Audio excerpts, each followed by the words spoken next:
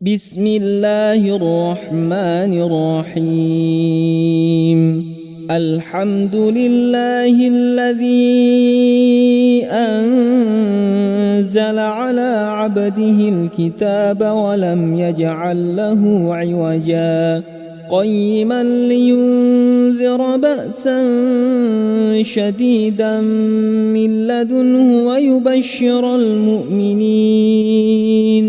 ويبشر المؤمنين الذين يعملون الصالحات أن لهم أجرا حسنا ماكثين فيه أبدا وينذر الذين قالوا اتخذ الله ولدا ما لهم به من علم ولا لآبائهم كبرت كلمة تخرج من أفواههم إن يقولون إلا كذبا فلعلك باخع نفسك على آثارهم إن لم يؤمنوا بهذا الحديث أسفا إنا جعلنا ما على الأرض زينة لها لنبلوهم أيهم أحسن عملا وإنا لجاعلون ما عليها صعيدا جرزا أم حسبت أن أصحاب الكهف والرقيم كانوا من آياتنا عجبا إذ أوى الفتية إلى الكهف فقالوا ربنا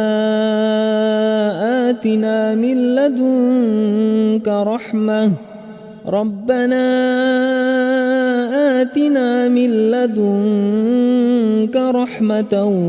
وهيئ لنا من أمرنا رشدا فضربنا على آذانهم في الكهف سنين عددا ثم بعثناهم لنعلم أي الحزبين أحصى لما لبثوا أمدا نحن نقص عليك نبأهم بالحق إنهم فتية آمنوا بربهم وزدناهم هدى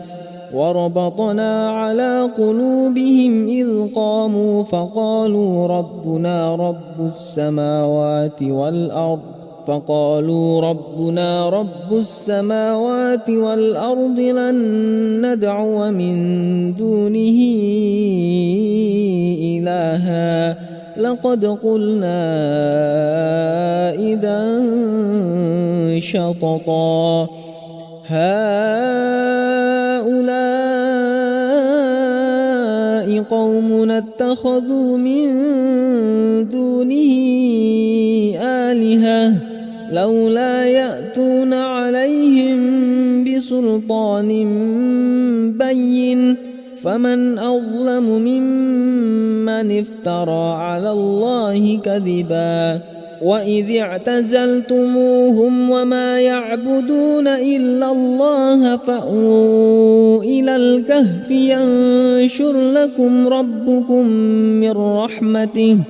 ينشر لكم ربكم من رحمته ويهيئ لكم من أمركم مرفقا وترى الشمس إذا طلعت تزاور عن كهفهم ذات اليمين وإذا غربت تقرضهم ذات الشمال وهم في فجوة منه ذلك من آيات الله من يهد الله فهو المهتد ومن يضلل فلن تجد له وليا مرشدا وتحسبهم أيقاظا وهم رقود ونقلبهم ذات اليمين وذات الشمال وكلبهم باسط ذراعيه بالوصيد لو اطلعت عليهم لوليت منهم فرارا ولملئت منهم رعبا وكذلك بعثناهم ليتساءلوا بينهم قال قائل منهم كم لبثتم قالوا لبثنا يوما أو بعض يوم قالوا ربكم أعلم بما لبثتم فابعثوا أحدكم بورقكم هذه إلى المدينة فلينظر أيها أزكى طعاما فليأتكم برزق منه وليتلطف ولا يشعرن بكم أحدا إنهم إن يظهروا عليكم يرجموكم أو يعيدوكم في ملتهم ولن تفلحوا إذا أبدا وكذلك أعثرنا عليهم ليعلموا أن وعد الله حق وأن الساعة لا ريب فيها إذ يتنازعون بينهم أمرهم فقالوا بنوا عليهم بنيانا ربهم أعلم بهم قال الذين غلبوا على أمرهم لنتخذن عليهم مسجدا سيقولون ثلاثة رابعهم كلبهم ويقولون خمسة سادسهم كلبهم رجما بالغيب ويقولون سبعة وثامنهم كلبهم قل ربي أعلم بعدتهم ما يعلمهم إلا قليل فلا تمار فيهم إلا مراء ظاهرا ولا تستفت فيهم منهم أحدا ولا تقولن لشيء إني فاعل ذلك غدا إلا أن يشاء الله واذكر ربك إذا نسيت وقل عسى أن يهديني ربي لأقرب من هذا رشدا ولبثوا في كهفهم 300 سنين وازدادوا 9 قل الله أعلم بما لبثوا له غيب السماوات والأرض أبصر به وأسمع ما لهم من دونه من ولي ولا يشرك في حكمه أحدا واتل ما أوحي إليك من كتاب ربك لا مبدل لكلماته ولن تجد من دونه ملتحدا واصبر نفسك مع الذين يدعون ربهم بالغداة والعشي يريدون وجهه ولا تعد عيناك عنهم تريد زينة الحياة الدنيا ولا تطع من أغفلنا قلبه عن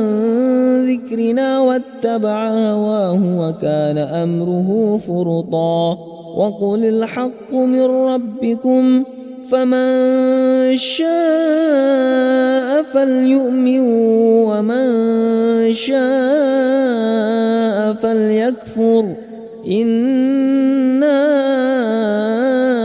أعتدنا للظالمين نارا أحاط بهم سرادقها وإن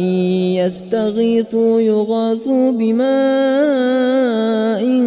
كالمهل يشوي الوجوه بئس الشراب وساءت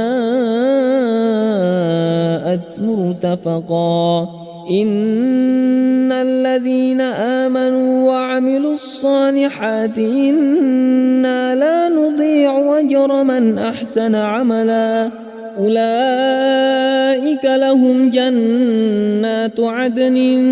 تجري من تحتهم الأنهار يحلون فيها من أساور من ذهب ويلبسون ثيابا خضرا من سندس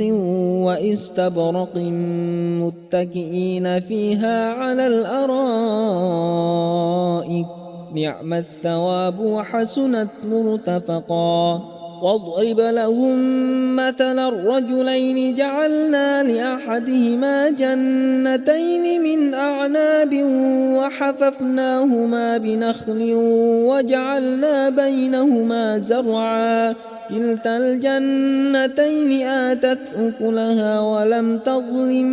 منه شيئا وفجرنا خلالهما نهرا وكان له ثمر فقال لصاحبه وهو يحاوره أنا أكثر منك مالا وأعز نفرا ودخل جنته وهو ظالم لنفسه قال ما أظن أن تبيد هذه أبدا وما أظن الساعة قائمة ولئن رددت إلى ربي لأجدن خيرا منها منقلبا قال له صاحبه وهو يحاوره أكفرت بالذي خلقك من تراب ثم من نطفة ثم سواك رجلا لكن هو الله ربي ولا أشرك بربي أحدا ولولا إذ دخلت جنتك قلت ما شاء الله لا قوة إلا بالله إن ترني أنا أقل منك مالا وولدا فعسى ربي أن يؤتيني خيرا من جنتك ويرسل عليها حسبانا من السماء فتصبح صعيدا زلقا أو يصبح ماؤها غورا فلن تستطيع له طلبا وأحيط بثمره فأصبح يقلب كفيه على ما أنفق فيها وهي خاوية على عروشها ويقول يا ليتني لم أشرك بربي أحدا ولم تكن له فئة ينصرونه من دون الله وما كان منتصرا هنالك الولاية لله الحق هو خير ثوابا وخير عقبا واضرب لهم مثل الحياة الدنيا كماء أنزلناه من السماء فاختلط به نبات الأرض فأصبح هشيما تذروه الرياح وكان الله على كل شيء مقتدرا المال والبنون زينة الحياة الدنيا والباقيات الصالحات خير عند ربك ثوابا وخير أملا ويوم نسير الجبال وترى الأرض بارزة وحشرناهم فلم نغادر منهم أحدا وعرضوا على ربك صفا لقد جئتمونا كما خلقناكم أول مرة بل زعمتم أن لن نجعل لكم موعدا ووضع الكتاب فترى المجرمين مشفقين مما فيه ويقولون يا ويلتنا ما لهذا الكتاب لا يغادر صغيرة ولا كبيرة إلا أحصاها ووجدوا ما عملوا حاضرا ولا يظلم ربك أحدا. وإذ قلنا للملائكة اسجدوا لآدم فسجدوا إلا إبليس كان من الجن ففسق عن أمر ربه أفتتخذونه وذريته أولياء من دوني وهم لكم عدو بئس للظالمين بدلا. ما أشهدتهم خلق السماوات والأرض ولا خلق أنفسهم وما كنت متخذ المضلين عضدا. ويوم يقول نادوا شركائي الذين زعمتم فدعوهم فلم يستجيبوا لهم وجعلنا بينهم موبقا. ورأى المجرمون النار فظنوا أنهم مواقعوها ولم يجدوا عنها مصرفا. ولقد صرفنا في هذا القرآن للناس من كل مثل وكان الإنسان أكثر شيء جدلا. وما منع الناس أن يؤمنوا إذ جاءهم الهدى ويستغفروا ربهم إلا أن تأتيهم سنة الأولين أو يأتيهم العذاب قبلا. وما نرسل المرسلين إلا مبشرين ومنذرين ويجادل الذين كفروا بالباطل ليدحضوا به الحق واتخذوا آياتي وما أنذروا هزوا. ومن أظلم ممن ذكر بآيات ربه فأعرض عنها ونسي ما قدمت يداه إنا جعلنا على قلوبهم أكنة أن يفقهوا وفي آذانهم وقرا وإن تدعهم إلى الهدى فلن يهتدوا إذا أبدا. وربك الغفور ذو الرحمة لو يؤاخذهم بما كسبوا لعجل لهم العذاب بل لهم موعد لن يجدوا من دونه موئلا. وتلك القرى أهلكنا لما ظلموا وجعلنا لمهلكهم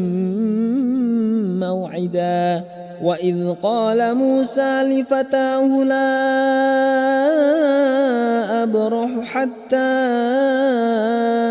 أبلغ مجمع البحرين أو أمضي حقبا فلما بلغا مجمع بينهما نسيا حوتهما فاتخذ سبيله في البحر سربا. فلما جاوزا قال لفتاه آتنا غداءنا لقد لقينا من سفرنا هذا نصبا. قال أرأيت إذ أوينا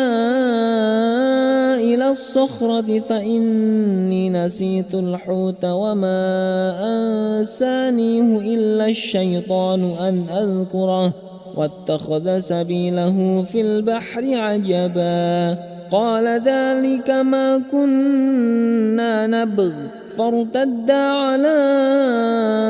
آثارهما قصصا فوجدا عبدا من عندنا آتيناه رحمة من عندنا وعلمناه من لدنا لدنا علما. قال له موسى هل أتبعك على أن تعلمني مما علمت رشدا؟ قال إنك لن تستطيع معي صبرا وكيف تصبر على ما لم تحط به خبرا؟ قال ستجدني إن شاء الله صابرا ولا أعصي لك أمرا. قال فإن اتبعتني فلا تسألني عن شيء حتى أحدث لك منه ذكرا. فانطلقا حتى إذا ركبا في السفينة خرقها. قال أخرقتها لتغرق أهلها لقد جئت شيئا إمرا. قال ألم أقل إنك لن تستطيع معي صبرا؟ قال لا تؤاخذني بما نسيت ولا ترهقني من أمري عسرا. فانطلقا حتى إذا لقيا غلاما فقتله. قال أقتلت نفسا زكية بغير نفس لقد جئت شيئا نكرا. قال ألم أقل لك إنك لن تستطيع معي صبرا؟ قال إن سألتك عن شيء بعدها فلا تصاحبني قد بلغت من لدني عذرا. فانطلقا حتى إذا أتيا أهل قرية استطعما أهلها فأبوا أن يضيفوهما فوجدا فيها جدارا يريد أن ينقض فأقامه. قال لو شئت لاتخذت عليه أجرا. قال هذا فراق بيني وبينك سأنبئك بتأويل ما لم تستطع عليه صبرا. أما السفينة فكانت لمساكين يعملون في البحر فأردت أن أعيبها وكان وراءهم ملك يأخذ كل سفينة غصبا. وأما الغلام فكان أبواه مؤمنين فخشينا أن يرهقهما طغيانا وكفرا. فأردنا أن يبدلهما ربهما خيرا منه زكاة وأقرب رحما. وأما الجدار فكان لغلامين يتيمين في المدينة وكان تحته كنز لهما وكان أبوهما صالحا فأراد ربك أن يبلغا أشدهما ويستخرجا كنزهما رحمة من ربك وما فعلته عن أمري ذلك تأويل ما لم تسطع عليه صبرا. ويسألونك عن ذي القرنين قل سأتلو عليكم منه ذكرا. إنا مكنا له في الأرض وآتيناه من كل شيء سببا. فأتبع سببا حتى إذا بلغ مغرب الشمس وجدها تغرب في عين حمئة ووجد عندها قوما. قلنا يا ذا القرنين إما أن تعذب وإما أن تتخذ فيهم حسنا. قال أما من ظلم فسوف نعذبه ثم يرد إلى ربه فيعذبه عذابا نكرا. وأما من آمن وعمل صالحا فله جزاء الحسنى وسنقول له من أمرنا يسرا. ثم أتبع سببا حتى إذا بلغ مطلع الشمس وجدها تطلع على قوم لم نجعل لهم من دونها سترا كذلك وقد أحطنا بما لديه خبرا ثم أتبع سببا حتى إذا بلغ بين السدين وجد من دونهما قوما لا يكادون يفقهون قولا قالوا يا ذا القرنين إن يأجوج ومأجوج مفسدون في الأرض فهل نجعل لك خرجا على أن تجعل بيننا وبينهم سدا قال ما مكني فيه ربي خير فأعينوني بقوة أجعل بينكم وبينهم ردما آتوني زبر الحديد حتى إذا ساوى بين الصدفين قال انفخوا حتى إذا جعله نارا قال آتوني أفرغ عليه قطرا فما استطاعوا أن يظهروه وما استطاعوا له نقبا قال هذا رحمة من ربي فإذا جاء وعد ربي جعله دكا وكان وعد ربي حقا وتركنا بعضهم يومئذ يموج في بعض ونفخ في الصور فجمعناهم جمعا وعرضنا جهنم يومئذ للكافرين عرضا الذين كانت أعينهم في غطاء عن ذكري وكانوا لا يستطيعون سمعا أفحسب الذين كفروا أن يتخذوا عبادي من دوني أولياء إنا أعتدنا جهنم للكافرين نزلا قل هل ننبئكم بالأخسرين أعمالا الذين ضل سعيهم في الحياة الدنيا وهم يحسبون أنهم يحسنون صنعا أولئك الذين كفروا بآيات ربهم ولقائه فحبطت أعمالهم فلا نقيم لهم يوم القيامة وزنا ذلك جزاؤهم جهنم بما كفروا واتخذوا آياتي ورسلي هزوا إن الذين آمنوا وعملوا الصالحات كانت لهم جنات الفردوس نزلا خالدين فيها لا يبغون عنها حولا قل لو كان البحر مدادا لكلمات ربي لنفد البحر قبل أن